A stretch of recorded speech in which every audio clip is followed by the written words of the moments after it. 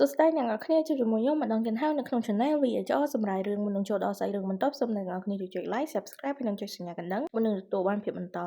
អញ្ចឹងចូលមកសាច់រឿងយើងទាំងអស់គ្នានៅចុងភាគមុនយើងបានដឹងហើយថាតួឯកស្រីរបស់យើងធ្វើឲ្យម្ដាយចុងរបស់ម្ចាស់រូបរឿងដើមខឹងនឹងតួឯកស្រីយើងយ៉ាងខ្លាំងអញ្ចឹងចូលមកភាគបន្តរបស់យើងដោយភាពមិនអើពើរបស់ Rubina ម្ដាយចុងនិយាយខ្លាំងទៅកាន់តួឯកស្រីយ៉ាងថាតើអ្នកមានអកប្បកិរិយាឆ្លើយបែបនេះតែពេលណាដែលឯងហ៊ានធ្វើដូចជាក្មេងពេលហើយហ៊ានប្រព្រឹត្តទង្វើបែបនេះដាក់យើងតែជាម្ដាយចុងក៏បានបន្តទៀតថាយើងបង្រៀនមេរៀនដល់ឯងបន្ថែមទៀតដើម្បីកុំឲ្យឯងមានទង្វើបែបនេះទៀត Rubina មិនបានឆ្លើយតបអ្វីទៅកាន់ម្ដាយចុងដែលគិតក្នុងចិត្តថាបើចាំមិនខុសទេតាមការចងចាំរបស់ម្ចាស់រូបរឿងមុនស្ត្រីនេះគឺជាម្ដាយចុងរបស់នាងគឺ Duchess Mare ដែលកាត់រួច Rubina បាននិយាយទៅកាន់ម្ដាយចុងនាងថាសូមអធិស្ឋានផងវាមិនយូរប៉ុន្មានទេបន្ទាប់ពីខ្ញុំបានដឹងខ្លួនឡើងវិញទើបធ្វើឲ្យខ្ញុំមានការបាត់បង់ស្មារតី Rubina បានបន្តទៅថាបើសិនអ្នកមិនមានអ្វីផ្សេងដែលត្រូវនិយាយទេសូមអ្នកស្រីត្រឡប់ចេញទៅវិញទៅអ្នកយល់អ្វីដែលខ្ញុំកំពុងនិយាយទេដោយគិតបន្តិច Rubina បាននិយាយបន្តទៅថាយ៉ាងណាក៏ដោយប៉ុន្តែសូមចាក់ចែងខ្ញុំហត់ដល់ពេល Rubina និយាយបែបនេះធ្វើឲ្យម្ដាយចុងរបស់ Rubina កាន់តែខឹងឡើងហើយនិយាយទៅកាន់ Rubina ថាឯងពិតជាហ៊ានមែនដែលប្រព្រឹត្តទង្វើបែបនេះមកកាន់យើង Rubina មិនបានឆ្លើយតបទៅកាន់ម្ដាយចុងទេគ្រាន់តែបង្ហាញខ្សែភ្នែកពិឃាតធ្វើឲ្យស្ត្រីជាម្ដាយចុងពិតជាមានការតក់ស្លុតជាខ្លាំង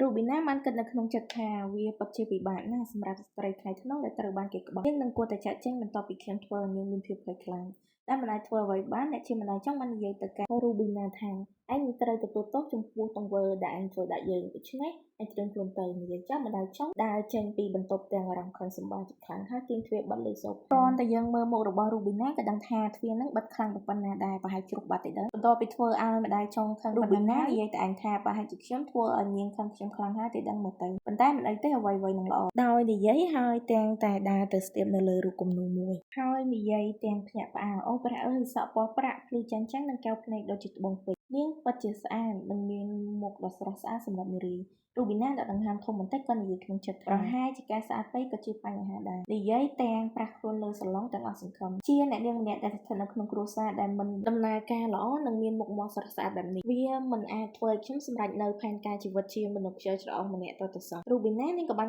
គិតគំនិតមួយកើតឡើងឲ្យខ្ញុំសម្រេចនៅផែនការនោះគឺខ្លាចជាស្រីកំណាញ់ដែលត្រូវបានគេធ្វើបាបឬក៏រៀបការជាមួយបុរសដែលគ្មានមហិច្ឆតាម្នាក់